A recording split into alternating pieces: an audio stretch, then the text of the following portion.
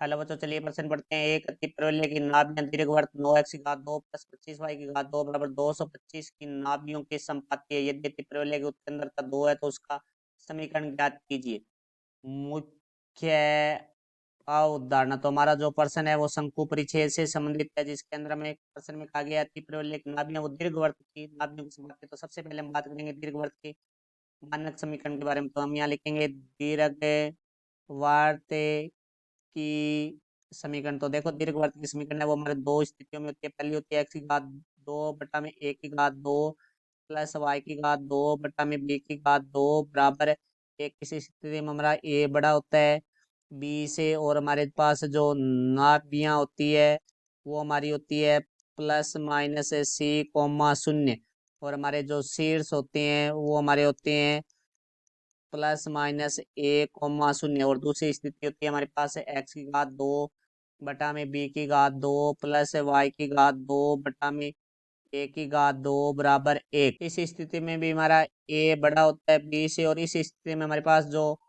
नाभियां होती है वो हमारे पास होती है शून्य कोमा प्लस माइनस सी, और जो हमारे शीर्ष होते हैं वो हमारे होते हैं शून्य कोमा प्लस माइनस ए। अब हम बात करते हैं अति परवलय की समीकरण के बारे में। तो देखो, यहाँ से हमारे पास है अति परवलय की जो हमारी समीकरण होती है वो हमारे पास होती है एक्स की घात 2 बटा में ए की घात 2 माइनस वाई की घात 2 बटा में बी की घात 2 बराबर एक। इस स्थिति में हमारे पास जो नाभियां होगी हमारे पास है वो होगी प्लस माइनस सी कोमा शून्य, और जो शीर्ष होंगे वो हमारे होंगे प्लस माइनस ए कोमा शून्य। और दूसरी हमारी इसकी स्थिति होती है वाई की घात 2 बटा में ए की घात 2 माइनस एक्स की घात 2 बटा में बी की घात 2 बराबर एक। इस स्थिति में हमारे पास जो नाभियां होती है वो हमारे पास होती है शून्य कोमा प्लस माइनस सी,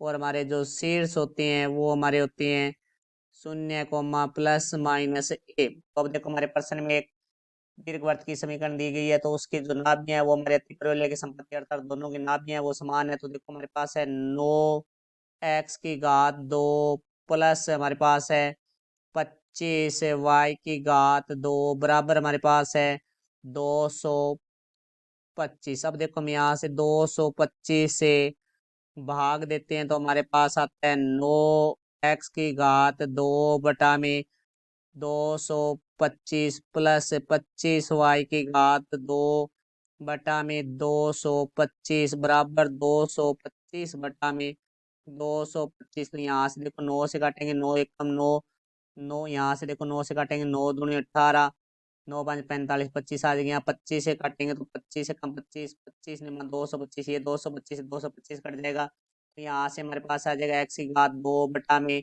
हमारे पास यहाँ आ जाएगा 25 प्लस वाई की घात 2 बटा में 9 बराबर एक। तो यहाँ देखो हमारे पास हम तुलना करेंगे, क्योंकि ये स्थिति हमारे पास देखो पहली स्थिति एक्स की घात 2 के बटा में जो मान है वो बड़ा, इसका अर्थ है ये हमारे एक का मान होगा। तो हमारी जो प्रथम स्थिति है उससे हम तुलना करेंगे इसकी। तो हमारे पास आ जाएगा एक की घात 2 बराबर 25, और बी की घात 2 बराबर हमारे पास आ जाएगा 9। तो चूंकि हम जानते हैं दीर्घवृत्त की स्थिति में हमारे पास सी की घात 2 बराबर होता है एक की घात 2 माइनस बी की घात 2। तो देखो, यहाँ से सी की घात 2 बराबर हमारे पास आ जाएगा 25 माइनस 9। तो यहाँ से देखो भाई, सी की घात 2 बराबर हमारे पास आ गया 16, तो सी बराबर हमारे पास आ जाएगा वर्गमूल 16, क्योंकि वैसे वर्गमूल के साथ हमारे प्लस माइनस दोनों चिन्ह आते हैं। यहाँ प्लस ही चिन्ह आएगा क्योंकि सी है वो एक दूरी है। तो यहाँ से देखो सी बराबर हमारे पास आ गया 4, तो सी का मान आ चुका है हमारे पास। तो यहाँ से देखो हमारे पास जो स्थिति है, इस स्थिति में हमारे पास जो नाभियां होती है, जब हमारे एक्स एक्स के बटा में जो बड़ी संख्या है, तो यहाँ से हमारे पास नाभियां होगी वो प्लस माइनस 1,0 होती है। तो यहाँ से आ जाएगा प्लस माइनस 4,0। तो ये नाभियां है वो हमारी अति परवलय होगी, क्योंकि संपत्ति है। तो यहाँ से नाभियां आ चुकी है। अब देखो, मैं अति परवलय की उत्केंद्रता दी हुई है। उत्केंद्रता होती है हमारी ई बराबर सी बटा में, जो कि हमारे पास उत्केंद्रता है 2। तो यहाँ से देखो ये की जगह हमारे पास आ जाएगा 2, तो सी का मान हमारे पास 4 आ चुका है बटा में ए। तो यहाँ से देखो भाई, 2 ए बराबर हमारे पास आ जाएगा 4, तो ए बराबर हमारे पास 4 बटा में 2। तो ए बराबर हमारे पास आ गया 2, तो ए का मान आ गया, और हमारे पास सी का मान आ चुका है। तो हम देखो यहाँ से हम बात करेंगे अति परवलय के लिए, हम बात कर रहे हैं। तो अति परवल्य, अति परवल्य के लिए हमारे पास जो संबंध होता है तीनों में वो होता है सी की घात 2 बराबर ए की घात 2 प्लस बी की घात 2। तो सी का मान है वो हमारे पास 4 है, तो यहाँ से आ जाएगा 4 की घात 2 बराबर 2 की घात 2 प्लस बी की घात 2। 4 की घात 2 है वो 16 हो जाएगा, बराबर 4 की घात 2 है वो हमारा 4 हो जाएगा, प्लस बी की घात 2 प्लस का 4 है बराबर से दूसरी तरफ जाके माइनस का हो जाएगा। तो बी की घात 2 बराबर हमारे पास आ जाएगा 16 माइनस 4। तो यहाँ से बी की घात 2 बराबर हमारे पास आ जाएगा 12।